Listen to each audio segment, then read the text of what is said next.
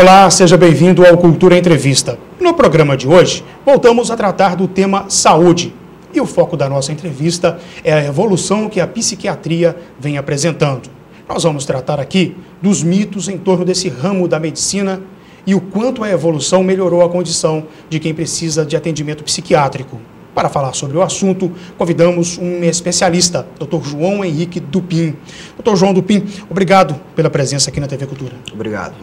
Bom, para que as pessoas conheçam melhor o nosso convidado da noite, vamos a uma breve apresentação de onde o senhor é, onde se formou e há quanto tempo atua na medicina. Bom, eu sou aqui de Ipatinga mesmo, fui criado aqui, nasci em Belo Horizonte, vim muito novo, me formei na Faculdade de Medicina de Barbacena e fiz a minha residência também em Barbacena, um centro hospitalar psiquiátrico muito grande que eles têm lá, uma referência no estado. E terminado, decidi voltar para casa, retornar ao Vale do Aço. E já faz quanto tempo? Já trabalho só com a psiquiatria há 7 anos, desde que entrei na residência, né? Me formei, terminei minha especialização há 4 anos. Uhum. E o que levou o senhor a escolher esse ramo da medicina? Na verdade, o que me levou a escolher esse ramo da medicina foi o fato de gostar de conversar com as pessoas, de interagir com as pessoas, de entender os motivos do sentimento da pessoa, da emoção que ela expressa. Uhum. E me afastar um pouco do corpo em si e tratar mais com a mente. Uhum. Qual que é o maior desafio do seu trabalho? O grande desafio do trabalho é desenvolver uma relação com o paciente de confiança, em que eu possa confiar no paciente, no que ele está me dizendo, e que ele confie em mim para aceitar os tratamentos, as sugestões, aquilo que eu tenho a indicar, uma vez que não é fácil, né, mudar comportamentos e, em outros casos, também aceitar diagnósticos e tratamentos que muitas vezes são desconfortáveis. Uhum. É um ramo da medicina que tem muito mito em torno dele, tem muita coisa a ser esclarecida ainda? Ah, sim, muita gente ainda morre de medo de ir ao psiquiatra, né? É quase uma ofensa dizer que a pessoa precisa ir ao psiquiatra. O que tem se desmistificado muito ultimamente, mas ainda se mantém essa coisa de que eu não sou louco, né? Psiquiatra é médico de louco. Bom, é também, né? Uhum. Mas não é só isso. A pessoa, problemas emocionais de toda forma, enfim, deve procurar um psiquiatra para se orientar. Não significa que você foi ao médico, você vai ter um diagnóstico, vai precisar usar um remédio, fazer um tratamento. Uhum. É uma orientação, às vezes, já ajuda muito. E sobre o funcionamento da psiquiatria nos dias de hoje? Talvez esses mitos aí dos quais o senhor falou tenham origem lá atrás, quando havia outros métodos para se tratar determinadas doenças mentais, mas o fato é que houve evolução. E como é que é essa ciência hoje? É verdade. A psiquiatria vem evoluindo muito através da evolução dos psicofármacos, né? Dos medicamentos para tratar as doenças mentais. Há poucos anos, há pouco mais de meio século, a gente não tinha praticamente nenhuma opção de tratamento. E à medida que a ciência veio evoluindo, os primeiros medicamentos usados para tratar mesmo depressões traziam efeitos colaterais muito desagradáveis, sonolência, lentificação psicomotora, como nós dizemos, né? O corpo fica lento, a mente fica lento, e outros tantos efeitos desagradáveis. Isso gerou um mito de que o psiquiatra, se você vai ao psiquiatra, você vai ficar sedado, vai ficar cansado, não vai conseguir trabalhar, vai ficar babando. Já foi verdade, hoje não é mais. Hoje os médicos, nós temos acesso a medicamentos modernos que permitem tratar a grande maioria dos casos sem esses problemas que antes existiam. Tá, o senhor tem algum exemplo prático de terapias, como eram feitas e como são feitas hoje? Eu não quero entrar muito em detalhes, mas os antidepressivos que eu citei, por exemplo, até alguns anos atrás, até o advento do Prozac nos anos 90, que é a fluoxetina, né? Na época foi a pílula da felicidade, nós já tínhamos antes dele antidepressivos de excelente qualidade no que se refere a tratar os sintomas da depressão, mas que traziam muitos efeitos adversos, como eu disse, sonolência, cansaço. Uhum. E o Prozac, os medicamentos dessa família, raramente trazem esse tipo de efeito. Então, é uma evolução muito grande. E esse tipo de evolução acontece, a gente percebe de uma hora para outra. Na hora que chega um novo medicamento, uma nova modalidade terapêutica, e nos mostra que as anteriores estão ultrapassadas. Só medicamento ou tem outro tipo de terapia? Não, tem muitos tipos de terapia. Hoje em dia, além da medicação, não só hoje em dia, como há muito tempo, existe a psicologia e diversas modalidades de psicoterapia, né? Desde da psicanálise, muito usado hoje em dia a terapia cognitivo comportamental, as terapias de base analítica, né? Terapias psicodinâmicas, que são feitas predominantemente por psicólogos, auxiliam muito, muitas vezes são essenciais no tratamento. Muitas vezes só o medicamento não vai dar conta de resolver o problema. E, mais recentemente, temos visto terapias de estimulação magnética do cérebro e que tem começado a mostrar alguns resultados. Não é algo com que eu trabalhe hoje em dia, pelo menos até o momento, mas tem começado a mostrar resultado e é um campo muito promissor dentro da saúde mental. Doutor João Henrique, como é que é o desenvolvimento do problema mental? As pessoas já nascem com o problema, ele surge ao longo da vida, e se surge ao longo da vida, o que leva a uma situação que era considerada normal a uma situação, a uma condição de anormalidade? As doenças mentais, elas são, quase sua totalidade, doenças multifatoriais, né? Doenças de origem multifatorial, ou seja, mais de um fator contribui para que aquilo ocorra. Em alguns casos, são mesmo questões genéticas, ou questão que durante o desenvolvimento embrionário houve alguma falha e a pessoa tem um retardo mental, tem um transtorno de autismo, por exemplo, ou outros. Mas a grande maioria dos casos é uma combinação entre a genética e a vida que o sujeito leva, a vida que a pessoa leva, os diversos fatores relacionados, o convívio familiar, o convívio, as relações, possíveis abusos sofridos durante a infância ou adolescência, tem grande probabilidade de levar a transtornos no futuro, enfim, abuso de substâncias, né? O álcool leva a doenças psiquiátricas, outras drogas, muito frequentemente também podem levar a doenças psiquiátricas. Não dá para a gente colocar tudo no mesmo saco, né? Tem que ver caso a caso. Isso. Nós somos originários da zona da Mata Mineira e na hora que o senhor citou aí que a sua origem, a formação lá na região de Barbacena, me veio aqui à mente algumas coisas que nós vivemos assim, ainda na infância, né? As pessoas que moram na zona, moraram ou que moram na zona da Mata Mineira, principalmente as pessoas mais antigas, elas vão se lembrar sempre lá do hospício que havia em Barbacena. E eu já li muita coisa que muitas pessoas afirmando que, classificando o tratamento lá como desumano no passado, que lá já teve um verdadeiro holocausto brasileiro, tem até um livro que trata desse assunto, da Daniela Arbex. Mas também eu fico pensando o seguinte, será que havia uma outra solução que não fosse aquela de colocar as pessoas com sofrimento mental lá dentro daquele lugar, daquela instituição? É um tema muito complicado, um tema muito polêmico, mas a verdade é o seguinte: durante muitos anos se tratou o doente mental, principalmente o doente mental mais grave, de forma realmente, podemos dizer, desumana. Não pela vontade das pessoas que trabalhavam lá. Se eu disser que um presídio hoje no Brasil é desumano, não é porque o carcereiro não é uma pessoa respeitável, uma pessoa boa, é porque o sistema é mal feito. E o problema que nós tivemos com isso é que essa imagem ficou tão forte que levou o país, num sentido contrário, de criar uma meta de deshospitalização. A gente comemora no Brasil, infelizmente, o Dia Nacional da Luta Antimanicomial. Com atividades, inclusive, aqui no Vale do Aço. Como se o manicômio fosse um lugar que não devesse existir. Agora, eu te pergunto, para onde vai o doente mental que não tem condição de tratar de si mesmo e que a família abandonou? Ou que não tem família, os pais faleceram, os tios não têm interesse em cuidar, não têm irmãos, às vezes foi abandonado desde criança. Quem cuida dessas pessoas? Né? Procure visitar casas aqui mesmo na região de auxílio a essas pessoas que prestam um trabalho muito valoroso. Veja a situação em que as pessoas estão nesses lugares. Não é acabar com o manicômio que vai resolver os problemas.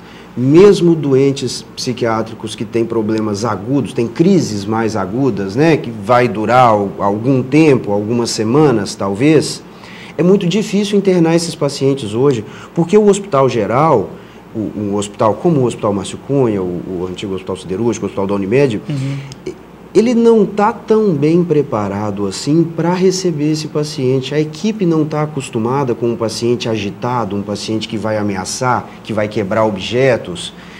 É preciso que se retorne a uma política de criação de ambientes onde esses pacientes possam ser tratados. Eles merecem tanto respeito quanto os outros. Você pode ser contra a cesariana, o parto por via cesariana, mas você não quer fechar todas as maternidades. Agora a cesariana é errada, eu vou fechar a maternidade? Não. Nós vamos fechar os presídios porque a situação neles não é boa? Não. É preciso consertar o que está errado e não simplesmente demonizar toda uma classe profissional, várias classes profissionais, né, psicólogos, psiquiatras, pessoas que trabalham nesses locais, em nome de um falso moralismo, uma demagogia de que, enfim, muita coisa precisa mudar, mas não estamos no caminho correto. É aquela pergunta que o senhor fez, eu acredito que quem está em casa nos acompanhando deve se lembrar que há sempre nas ruas da cidade, dos bairros, as pessoas que têm sofrimento mental desassistidas, desamparadas, andando pelo meio da rua, provocando problemas para as pessoas normais. Né? Se é que pode falar, podemos tratar nesse tema aqui de normal e anormal, né? Mas enfim, você vê a pessoa com a pedra na mão e quando são agredidas por meninos, por exemplo, eles reagem. Eles têm um poder de reação, têm muita força, isso é inegável, mas o fato é que eles estão abandonados em grande parte pelas ruas, precisando de assistência. Na primeira semana do mês de fevereiro mesmo, um morador do centro de Ipatinga ligou para a redação do Jornal de Trabalho pedindo, pelo amor de Deus, vem aqui a reportagem fotografar isso, porque tem uma pessoa com sofrimento mental aqui no meio da rua, toda machucada e sem assistência. Estamos aqui há 2 dias já pedindo ao SAMU, ao bombeiro, ao Serviço Público de Saúde para ver que cuidar dessa pessoa. Demorou 3 dias para que o atendimento chegasse para essa pessoa no centro de Ipatinga. Isso responde a pergunta? Onde é que estão as pessoas? Sim, eu não quero acusar ninguém, eu não estou trabalhando dentro do serviço público aqui na cidade de Ipatinga, principalmente hoje em dia, já trabalhei, mas a verdade é que se vai levar para onde? Não há onde internar esse sujeito hoje em dia. Esse paciente não tem um local onde ele será acolhido, respeitado, dentro da sua dignidade. É um cidadão que seja incapaz, que não possa produzir tudo, mas é uma pessoa como todos nós, merece o nosso respeito e merece a atenção do governo. E não o discurso fácil de que é preciso que a família trate dessas pessoas depois de a própria mãe e pai dizerem que não querem o filho dentro de casa. Como que eu posso querer sensibilizar a família a tratar dessa pessoa? E talvez não querem porque não tem condição de lidar com a situação. Muitas vezes não tem condição. As pessoas são todas muito diferentes. Mais uma vez, não quero condenar ninguém, mas tem pessoas que são mais sensíveis, são mais altruístas até, e tem outras que são menos preocupadas até mesmo com os próprios filhos. Enfim, o que não pode é o Estado virar as costas, como tem virado nos últimos anos, em todos os níveis da sua organização, desde a municipal até a federal. Inclusive, essa história do fim da hospitalização das pessoas com doença mental, com sofrimento mental, como gostam de dizer, é justamente porque esse serviço seria substituído por núcleos de atendimento. Esses núcleos não estão funcionando, doutor João? Olha, funcionam. Da forma como deveria? Não da forma como deveria. Existe a política de implantação dos CAPs hoje em dia, né? A sigla para Centro de Atenção Psicossocial, isso. Centro de Atendimento Psicossocial, não estou bem seguro. Mas não funciona como deveria. Existem locais onde funcionam muito bem, Aqui, na cidade de Ipatinga, infelizmente, a estrutura é muito inferior à demanda, à necessidade do município do tamanho de Ipatinga. A estrutura física é pequena, a equipe é pequena, uma equipe muito valorosa de profissionais, muitos deles meus amigos, que são... mas é uma equipe pequena. E a prefeitura não demonstra a intenção de melhorar. Ipatinga, por exemplo, não conta com um serviço de atendimento ambulatorial psiquiátrico. Se a pessoa tem, por exemplo, um transtorno de ansiedade, ela vai ser tratada pelo clínico, ou até pelo cubano, Deus os livre, né? Pelo cubano, no posto de saúde, porque a prefeitura não tem interesse em montar um serviço de atendimento ambulatorial. Como você vai ao cardiologista, vai ao posto de saúde, tem um problema mais grave, vai ao cardiologista, ao endocrinologista, ao ortopedista, psiquiatra, não. Eles não é que vai ser criado. Não há essa política. Enfim, eu não posso concordar, não posso achar razoável a situação da forma que está. Nós vamos agora a um rápido intervalo, nós voltamos em 1 minuto, na sequência dessa conversa aqui, desse bate-papo com o psiquiatra Dr. João Henrique Dupin. 1 minuto só.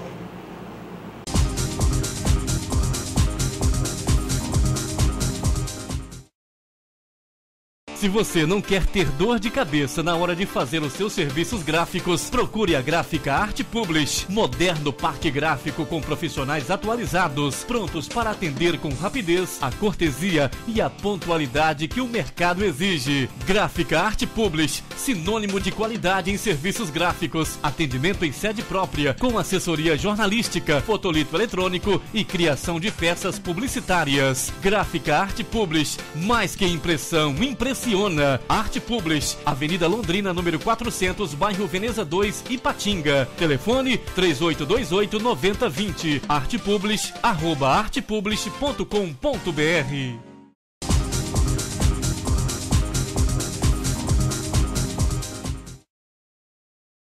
Muito bem, estamos de volta com Cultura Entrevista, que hoje tem como tema central aqui saúde mental. E recebe como convidado o Dr. João Henrique Dupin. Dr. João Henrique Dupin, quando nós falamos de pessoas com sofrimento mental, problemas que têm algum tipo de problema, de transtorno mental, nós estamos falando, tem uma estatística de quanto % da população tem ou pode apresentar problema nessa área da medicina? Essas estatísticas, elas são muito variadas, porque desde um caso de uma esquizofrenia mais grave, até um transtorno de ansiedade que pode durar poucas semanas, são considerados transtorno mental. Há estatísticas que dizem que mais de 50% da população vai apresentar algum tipo de sofrimento mental que pode merecer tratamento ao longo da vida.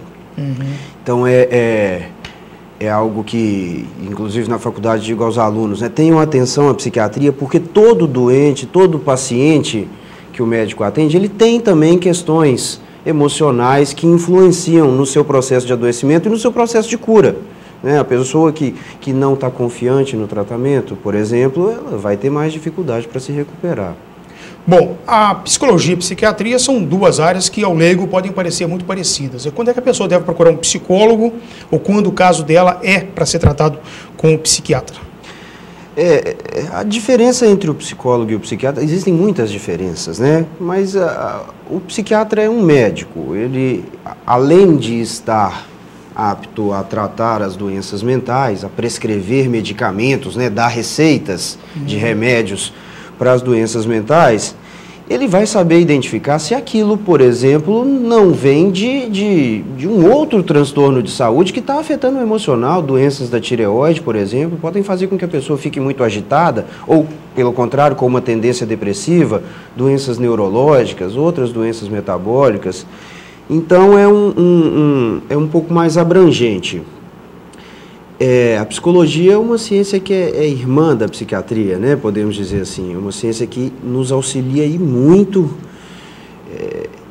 O psiquiatra auxilia o psicólogo e o psicólogo auxilia o psiquiatra. É ótimo quando o psiquiatra tem a possibilidade de ter um contato próximo com psicólogos, discutir o caso dos pacientes, trabalhar em conjunto.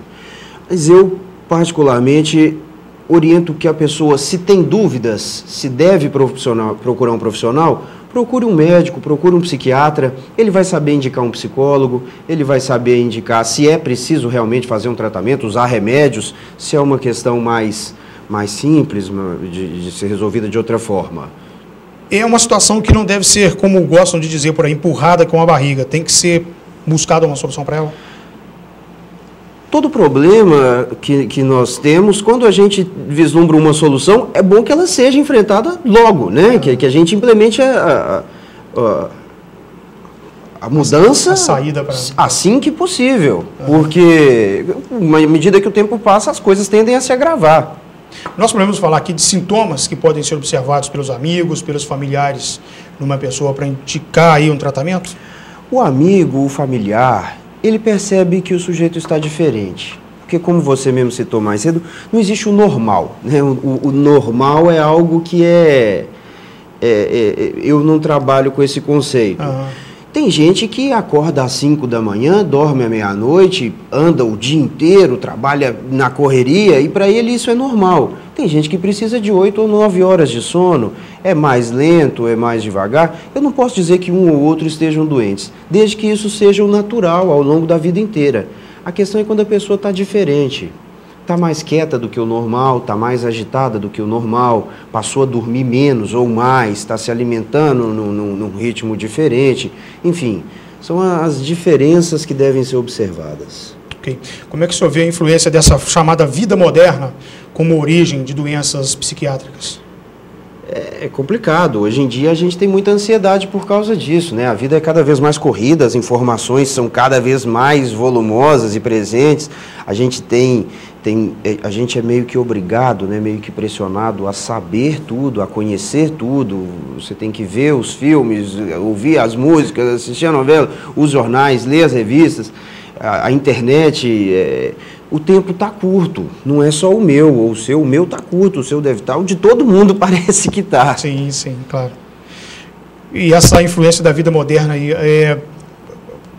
isso está intimamente ligado a uma coisa mais recente na história da humanidade, que é a internet, né? Que de repente começou a bombardear as pessoas de todas as partes do mundo simultaneamente, e as pessoas parecem que querem ficar conectadas na cozinha, no banheiro, em casa, no trabalho, no meio da rua, no ponto de ônibus. Já tem gente pilotando moto, digitando no smartphone. Isso é coisa que eu vi, não me contaram, eu vi. Tem uma coisa anormal? Isso não pode ser considerado normal, né? O senhor não trabalha com o conceito de normal, mas isso não seria normal? Não é, tá virando, né? Tá virando, todo mundo faz, todo mundo tem um smartphone, todo mundo vê as notícias ali a qualquer momento, conversa e tudo. A informação está toda disponível e as pessoas se exibem dentro disso, né? E botam a sua vida toda no Facebook. Enfim, isso tem gerado muita complicação. Mas a gente tem que ver um lado positivo, né? Facilita muito a nossa vida, ter acesso à informação na palma da mão o tempo todo, conversar com as pessoas. Hoje em dia, a maioria das pessoas usa o WhatsApp, por exemplo, né? Todos os dias eu tenho notícia da minha avó, tem um grupo da família, minha avó com quase 90 anos está lá no WhatsApp, todo dia ela manda beijo para todo mundo. Isso não existia 2 anos atrás. Então, é preciso a gente ver o lado positivo também. Tudo na vida tem os dois lados, é preciso saber usar. Com moderação, vai bem. Agora, quando a meta é ter mais amigos no Facebook, é ter mais seguidores no Twitter, provavelmente sua vida está bem vazia. A questão das relações interpessoais, elas podem crescer, os problemas de relações entre pessoas podem crescer ao ponto de virar um adoecimento? Sim, muitas vezes. Muitas vezes problemas no relacionamento conjugal, né, entre marido e mulher, namorados, problemas pais e filhos, patrões e empregados, enfim. Uma pessoa é muito difícil, 2 juntas, então, sempre tem um problema. Não há como 2 pessoas se encaixarem perfeitamente, né? Então, é preciso que os indivíduos tenham a tranquilidade de serem honestos com si mesmos, respeitarem a própria individualidade. A gente fala muito em respeitar o outro, mas pouca gente respeita a si mesmo. Sabe qual que é a minha vontade, qual que é o meu gosto, o que eu quero fazer, o que eu acho que vai ser melhor para a minha vida. A gente diz muito que precisa cuidar dos outros, mas se cada um cuidasse da sua própria vida, já seria ótimo, não é verdade? Então, não devemos ser tão duros com nós mesmos. Os sociólogos gostam muito de uma palavrinha que se chama alteridade, quer dizer, você reconhecer o que é próprio do outro, né? Como uma forma de começar a respeitar a si mesmo. Né? Você respeita o outro, depois você respeita as suas imitações, o seu espaço, as suas vontades. Né? E a questão da frustração. O senhor lida com esse assunto lá no consultório? Todos os dias. Todos os dias. O que mais leva as pessoas a essa condição, podemos chamar como condição, né? A condição de frustrado. A frustração, ela está presente todos os dias na vida de todas as pessoas. Não há um dia em que você não se frustre com alguma coisa. As coisas dão errado, não sai como planejado. E os indivíduos, eles estão sendo criados, até mesmo pelo Estado, a não se sentirem responsáveis pelas próprias frustrações, pelos próprios problemas, a esperarem que o outro venha resolver o seu problema, né?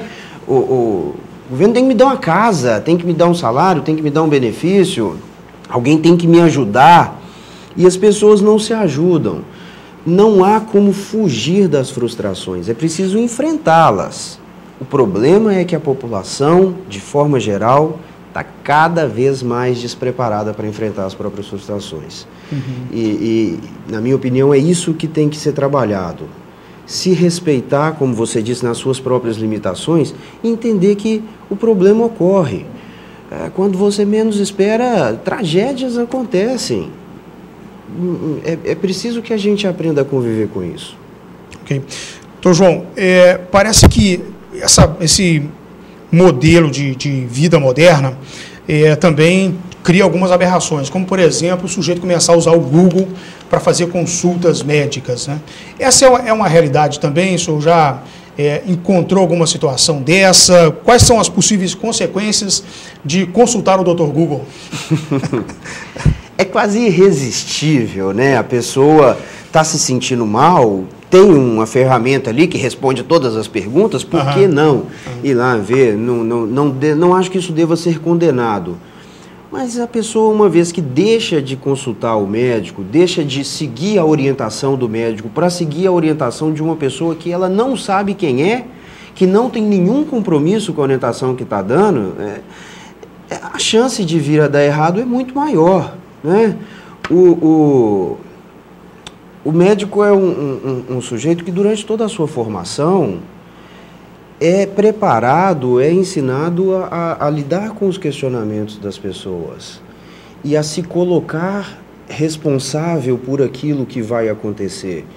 Então, é preciso que se volte a confiar mais. Não acho que se confie tão pouco, mas eu acho que se deveria se confiar mais no médico. Nós não sabemos quem coloca. Hoje em dia tem muitos fóruns sobre as coisas na internet. Fórum de concurseiros que mandam que a pessoa que quer fazer um concurso tome determinados remédios. E toda semana chegam no consultório, eu li lá na internet que eu preciso tomar esse remédio para estudar melhor. E de tantas e tantas outras coisas. Quem são essas pessoas que disseram isso, né? Quando a pessoa assiste aqui o seu programa, sabe que é você, o Alex, que está entrevistando, sua cara está aqui, você está nas ruas. A outra pessoa não tem rosto, a internet não tem rosto, não tem uma reputação a zelar. E não observou também as questões pontuais daquele caso que está sendo tratado? Sim. Vamos dizer assim, não tem problema nenhum ele entrar lá e procurar informação sobre uma determinada doença que a pessoa pode ter, ou acha que tem, ou já foi diagnosticada, mas para fazer um tratamento, para fazer uma terapia, buscar um profissional. Seria esse o caminho? Sim, tem que procurar um profissional, um médico formado e reconhecido, né, com CRM. Agora, nem todos os médicos são assim, alguns estão vindo aí, ninguém sabe de onde. Agora mesmo eu percebi uma crítica do senhor aí aos médicos cubanos, né, que o governo incentivou a vir para o Brasil prestar atendimento. Eu coloco a coisa de uma forma, um dos aspectos é o seguinte, sou eu, Dr. João Henrique Dupin, você mesmo falou do meu pai, eu tenho um endereço aqui, eu tenho uma reputação pela qual eu preciso zelar. Se eu vier ter algum problema no meu trabalho, eu vou ser criticado. E a minha cara está aqui para as pessoas olharem e falarem comigo qual que é o problema. Eu estou aberto a responder as perguntas. O governo traz milhares de pessoas de formação duvidosa de um outro país, sem as famílias dele, sem a perspectiva de que eles possam ficar no Brasil. Ao primeiro sinal de que tem algum problema, essa pessoa volta para o seu país e não tem compromisso nenhum com a gente. Como que eu posso confiar a minha saúde a esse sujeito?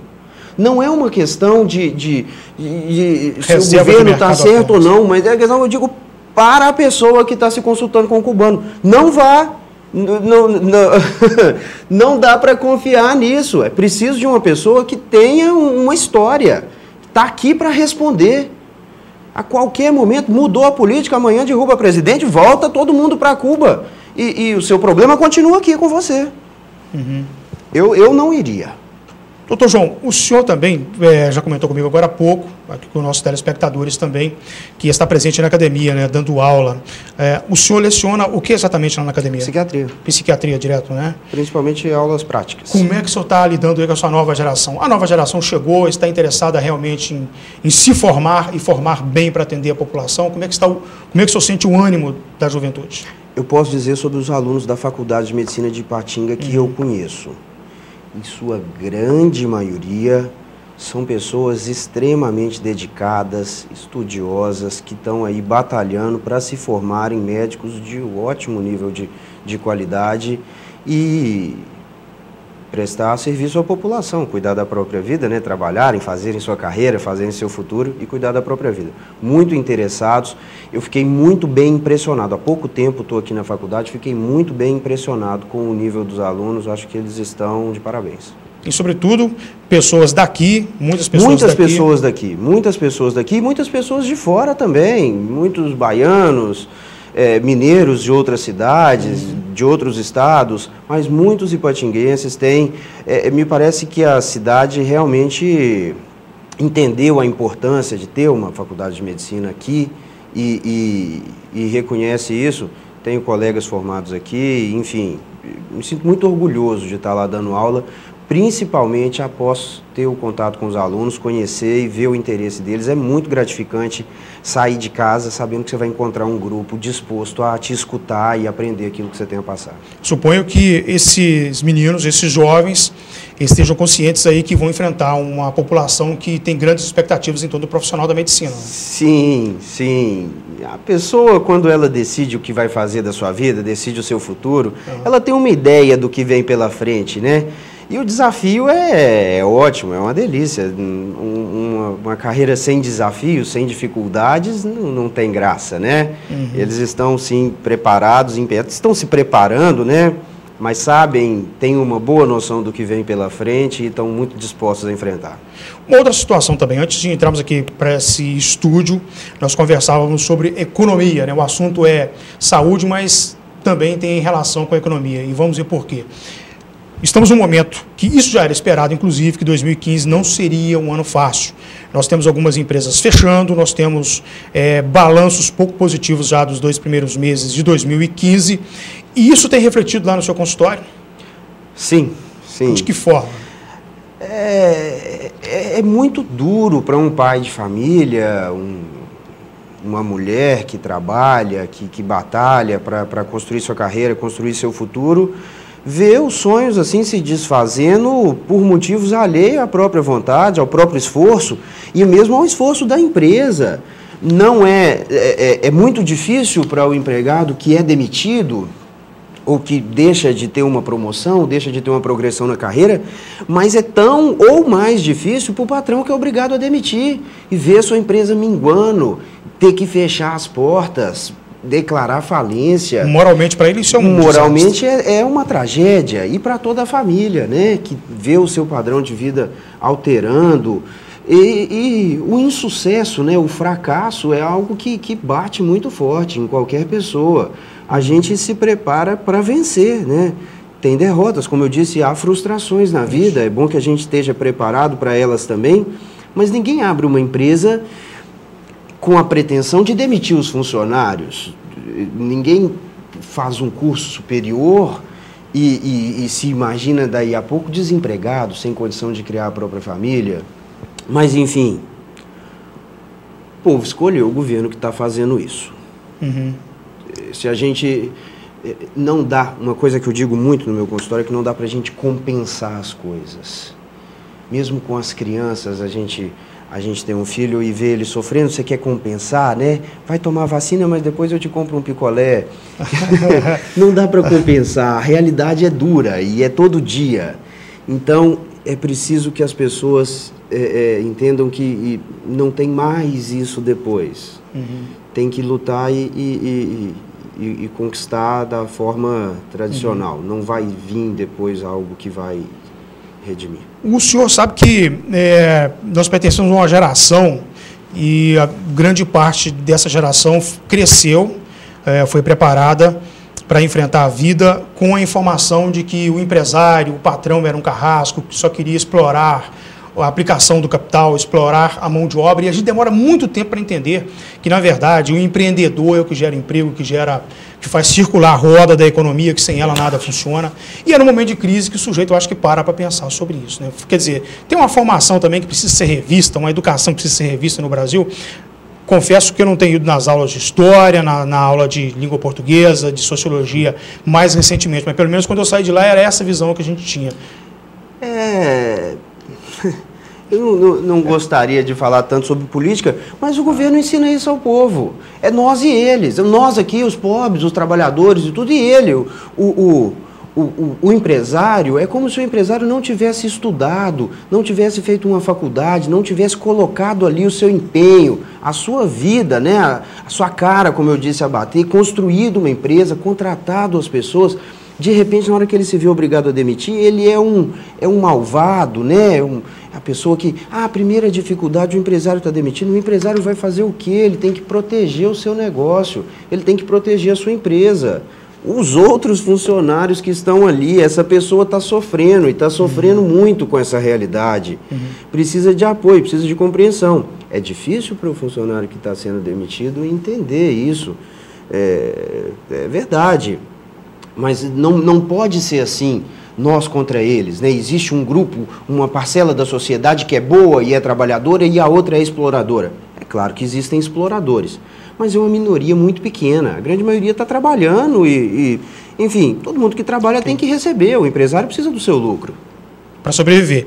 Olha, 1 minuto de intervalo, nós voltamos aqui para a conclusão do Cultura Entrevista, nesse bate-papo animado com o Dr. João Henrique Tupim. 1 minuto.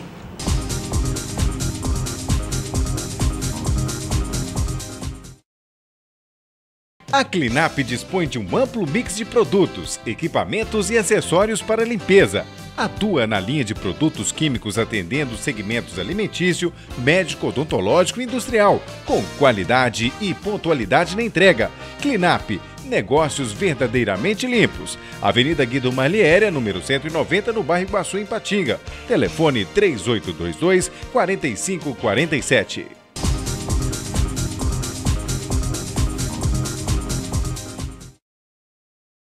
Muito bem, nós estamos de volta com o último bloco do Cultura Entrevista, que hoje tem como convidado o psiquiatra João Henrique Tupim. Doutor João, e vamos voltar a esse tema aí da vida moderna, né? Eu vou citar aqui alguns aspectos e o senhor faz alguns comentários sobre eles. Exposição da vida privada nas mídias sociais. Facebook, Twitter, Instagram, WhatsApp, entre outros, estão lotadas de coisas pessoais, né? As pessoas estão cada vez mais expondo aquilo que faz no seu dia a dia, aquilo que compra. Como é que você vê essa superexposição? É verdade, é difícil, porque até um certo ponto é natural, mas algumas pessoas têm abusado muito disso. E depois ficam, como a própria palavra diz, ficam muito expostas. Todo mundo sabe da sua vida toda, cada viagem que você faz, a cada prato que você come, a cada restaurante, você marca onde você está, né?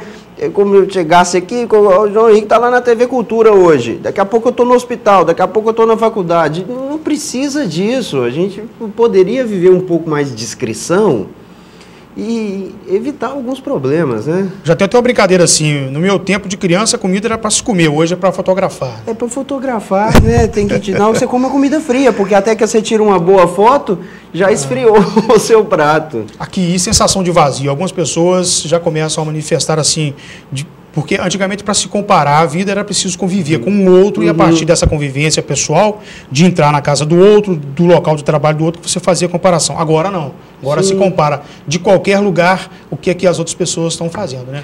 E de repente não começa a surgir por parte de algumas pessoas um sentimento de vazio, eu não estou fazendo, eu não estou por cima como está o outro. Eu tenho pacientes que expressam um sofrimento muito grande, uma sensação realmente de vazio interior e tudo. Me convidam para ser amigo no Facebook, eu aceito, tenho Facebook, não abuso, né? Tenho, mas não. Eu aceito e parece que a vida da pessoa é perfeita.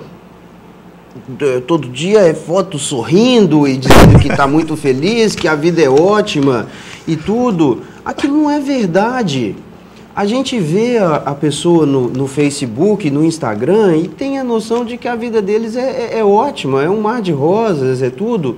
Ninguém fica colocando, né? Surgiu até um vídeo outro dia desse do selfie, né? Ninguém bota foto do carro. Você tira a foto do carro, mas do carnê das prestações para pagar ninguém coloca. É fato.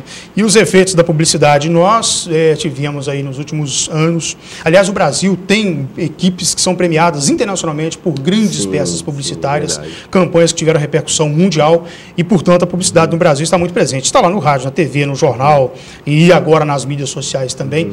O efeito que tem essa publicidade maçante sobre a gente, você tem que ter essa caneta, você tem que ter esse smartphone. É muito difícil, né? Coloca metas na vida das pessoas que as pessoas naturalmente não teriam, né? As pessoas normalmente têm metas de se formar, de crescer profissionalmente, de ter filhos, de que os filhos se eduquem e tudo. Hoje em dia as metas, como você disse, é um celular, é uma... São coisas que são supérfluas, são interessantes e tudo. Quem não quer ter um bom carro, se vestir bem, ter aparelhos eletrônicos modernos, é natural que as pessoas tenham essa vontade. Mas passou um pouco dos limites, né? Virou uma obrigação, as pessoas trabalham para isso, né? Compram um celular de 12 vezes, vai passar um ano inteiro pagando um objeto que se cair no chão, quebrou, acabou. Ou pode ser levado na próxima esquina. Sim, então é muito difícil isso mesmo, realmente. Ok. Sem querer do senhor uma receita do bolo, mas uma boa saúde mental, se consegue com que tipo de prática? Expressando o sentimento que se sente. Se tem uma resposta para essa pergunta, e existem várias, mas a principal, na minha opinião, é expressar o sentimento. A gente tem motivo para ficar feliz e a gente tem motivo para se frustrar todos os dias. É preciso sorrir, comemorar, às vezes em ocasiões especiais, dar uma festa, fazer uma extravagância maior para celebrar as coisas de boas que acontecem. E é preciso chorar a dor das perdas, é preciso se ressentir pelos erros, é preciso expressar o sentimento. Aquela pessoa que represa o seu sentimento, que não expõe, que não externa aquilo que está sentindo, vai pagar um preço no futuro. Como eu disse, não é só a tristeza, né? Aquela coisa de que o homem não chora e o homem vai se tornando um sujeito cada vez mais duro, mais rígido e tudo. Mas também a alegria. Tem gente que tem vergonha de ficar feliz, de comemorar as coisas boas que acontecem e não pode, tem que comemorar, tem que, enfim, expressar os sentimentos. Bom, ainda sobre essa questão da famosa vida moderna e o tanto que as pessoas têm se enfiado no mundo virtual e, ao mesmo tempo, distanciado dos relacionamentos pessoais, o relacionamento presencial, com a família, com os amigos, com os grupos, que seja no barzinho, que seja no clube, que seja na praça, mas, enfim, isso há consequências negativas, o afastamento pessoal? Há muitas consequências negativas. Ao mesmo tempo, a internet, as redes sociais e tudo afastam, mas aproximam também. Porque é muito mais fácil se combinar um encontro, se marcar, se ver, você está em contato com as pessoas mais diretamente. Mas é preciso contato pessoal. Não dá para passar a vida atrás da tela do computador. Não tem história para contar depois, né? Então, você sentar e compartilhar as histórias que aconteceram quando você estava na rua, quando você foi viajar, quando você se dispôs a conversar com determinada pessoa, a se apresentar para uma pessoa, né? A iniciar um relacionamento, enfim. As pessoas hoje têm muito medo disso, porque todo mundo está sendo observado o tempo todo, né? Selfie a todo momento, você tem que tá bonito, tá arrumado, tá perfeito. Então, muita gente... Os tímidos estão cada vez mais reclusos. Tá. Tudo bem. Já estamos aqui quase ao fim do programa, mas eu não poderia deixar de tratar de um outro assunto, que é a questão dos usuários das drogas ilícitas, né? Aí vamos nos referir ao crack, maconha, cocaína e vários outros entorpecentes que existem no mercado, né? Como é que você está vendo a situação dessas pessoas? E esse é um assunto que também rende lá no seu consultório? Sim. Sim, tem muitas pessoas que me procuram e aos colegas psiquiatras por dependência de drogas, do álcool, que ainda hoje, acredito que a droga que mais causa prejuízo à sociedade, tanto em questão de doenças, afastamentos do trabalho, problemas sociais. E o crack, que é essa tragédia que tem crescido cada vez mais e ninguém sabe como lidar com isso, né? As pessoas pensam que o crack, o único usuário do crack é o sujeito pobre, aquele da periferia, o sujeito desestruturado familiarmente. É verdade isso? Ou o crack chegou também a outros níveis sociais? Não, não é verdade. O crack chegou também a outros níveis sociais, mas continua muito predominantemente na população de classe social mais baixa, as classes mais... É uma droga suja, né? Uma droga que carrega um estigma muito grande. Não é. Algumas pessoas acham que é chique usar cocaína, por exemplo. Ninguém acha chique usar crack. Não é uma coisa que vai se servir em festas de sociedade, né? Isso. Enfim, o pobre, a pessoa sem educação, sem conhecimento, é quem vai sofrer mais com isso mesmo. E é uma droga feita com refugos de outras drogas. Sim, né? A droga derivada da cocaína. Uma droga barata, né? A principal característica é que a cocaína é uma droga mais cara, principalmente pelo toda a logística do tráfico, né? E eu vou voltar à questão do álcool. Algumas pessoas ficam extremamente dependentes, outra, do ponto de vista médio, dependente, outro toma, mas se quiser amanhã já nunca mais bebe uma gota de bebida alcoólica, seja cerveja, vinho, uísque, seja lá o que for. O que gera essa situação de uma pessoa criar dependência e outra não? Hoje a gente entende que isso tem um componente genético muito forte. A dependência do álcool, o alcoolismo tem um componente genético muito forte. Mas fatores ambientais também atuam promovendo essa dependência. Questões psicológicas, né? Doenças como a ansiedade, a depressão, muitas vezes levam ao abuso de álcool e possivelmente ao alcoolismo. Muita gente trata a própria ansiedade com o álcool. É muito fácil, você chega do trabalho, está nervoso, está irritado, está cheio de problema, dívida, conta para pagar e tudo. Abre uma cerveja, toma uma dose de uísque, naturalmente relaxa um pouco, mas daí a pouco uma cerveja, um uísque não é suficiente. Está tomando meia garrafa de uísque toda noite. Para tratar a ansiedade, procura o psiquiatra, não precisa ser a mim, outros colegas, temos excelentes psiquiatras aqui na região, para se tratar de fato, para acabar com essa dependência, para que você possa tomar sua cerveja, o seu vinho, a bebida que for, quando tiver vontade, na ocasião em que isso é adequado. E lembra o contato aqui do programa, que é entrevista@tvculturavaledoaço.com.br. Deixe lá o seu recado, a sua sugestão para o próximo programa. Muito obrigado pela companhia, tenham todos uma ótima semana.